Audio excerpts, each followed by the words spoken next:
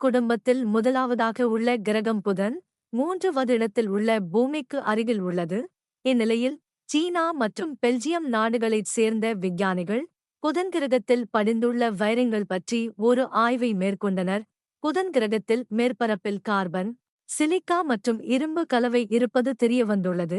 மேலும் இவற்றுக்கு அடியில் வைர அடுக்குகள் இருக்க வாய்ப்பு இருப்பது ஆய்வில் தெரியவந்துள்ளது. இது 9 மைல் 14 கிலோமீட்டரில் தடிமனில் இருக்கும் என தெரிகிறது. அதீத வெப்பநிலை மற்றும் அழுத்தம் காரணமாக தரைப்பரப்புக்கு கீழே உள்ள கார்பன் வைரக்கட்டிகளாக மாறி இருக்க வாய்ப்பு உள்ளது. இந்த கிரகம் சூரியனுக்கு மிக அருகில் இருப்பதால் அதில் உள்ள கார்பன், சிலிக்கா, வைரம் உள்ளிட்டவை உருகிய நிலையில் இருக்க வாய்ப்பு உள்ளது. ஏராளமான வைரம் இருப்பதால் இதைத் தேடி மனிதர்கள் அங்கு செல்ல வாய்ப்பு இருக்கிறது. எனினும் அவ்வளவு சுலபமாக அங்குள்ள வைரத்தை வெட்டி எடுப்பது சாத்தியம் இல்லை. எனினும் புதன் கிரகத்தின் காந்த புலம் அல்லது புவியியல் கட்டமைப்புகள் குறித்து தெரிந்து கொள்ள இது உதவும் என்று தெரிவிக்கப்படுகின்றது. நாசாவின் மெசஞ்சர் விண்கலம் முதல் முறையாக புதன் கிரகத்துக்கு சென்று ஆய்வு செய்தது. இதில் கிடைத்த தகவல்களை விஞ்ஞானிகள் தங்கள் ஆய்வுக்கு பயன்படுத்தி உள்ளனர் என்பது குறிப்பிடத்தக்கது.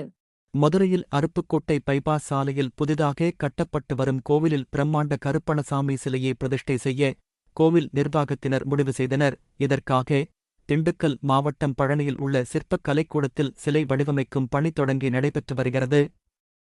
கடந்த 8 மாதங்களாக 3 சிற்பிகள் சேர்ந்து 70 டன் கருங்கல்லில் 24 அடி உயரத்துக்கு கருப்பணசாமி சிலையை வடிவமைக்கும் பணிகளை மேற்கொண்டு வருகின்றனர்.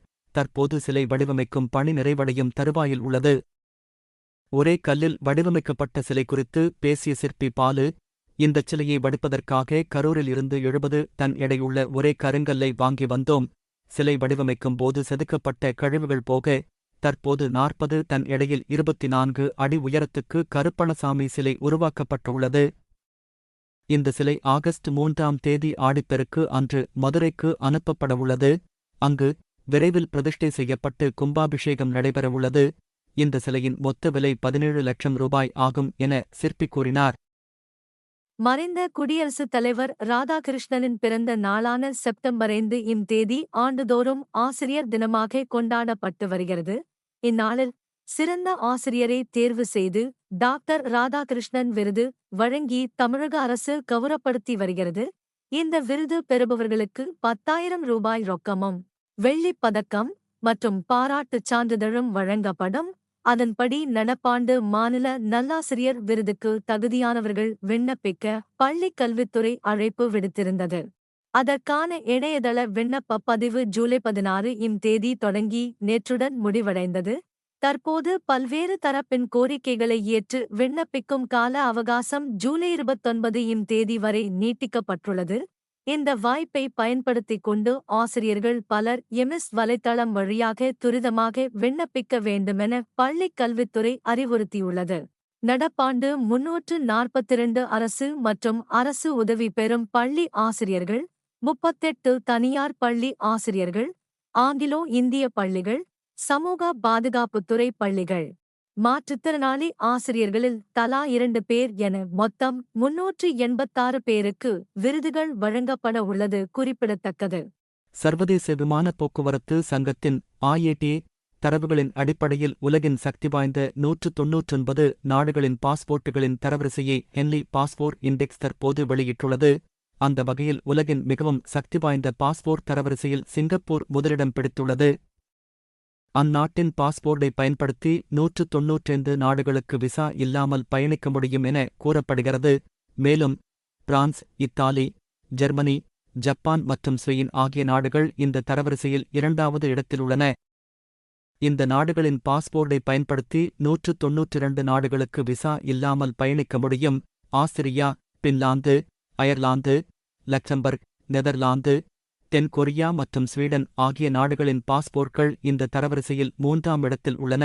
இந்த நாடுகளின் பாஸ்போர்ட்டை பயன்படுத்தி 191 நாடுகளுக்கு விசா இல்லாமல் பயணிக்க முடியும். 190 நாடுகளுக்கு விசா இல்லாமல் செல்லக்கூடிய Britain, New Zealand, Norway, Belgium, Denmark மற்றும் சுவிட்சர்லாந்து ஆகியவை 4வது இடத்தில் உள்ளன. இந்நிலையில் 58 நாடுகளுக்கு விசா இல்லாமல் பயணம் செய்யக்கூடிய தகுதியை பெற்றுள்ள இந்தியா, இந்த தரவரிசையில் 82வது இடம் பிடித்துள்ளது குறிப்பிடத்தக்கது.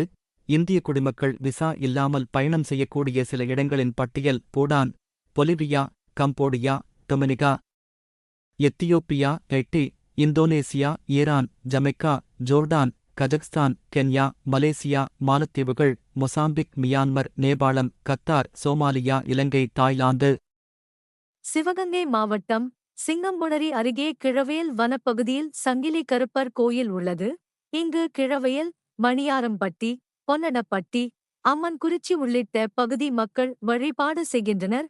விவசாயம் செழிக்க, நோயின்றி வாழ 27 ஆண்டுகளுக்கு பின்னர் அவர்கள் ஆடி படையல் விழாவை நடத்த முடிவு செய்தனர்.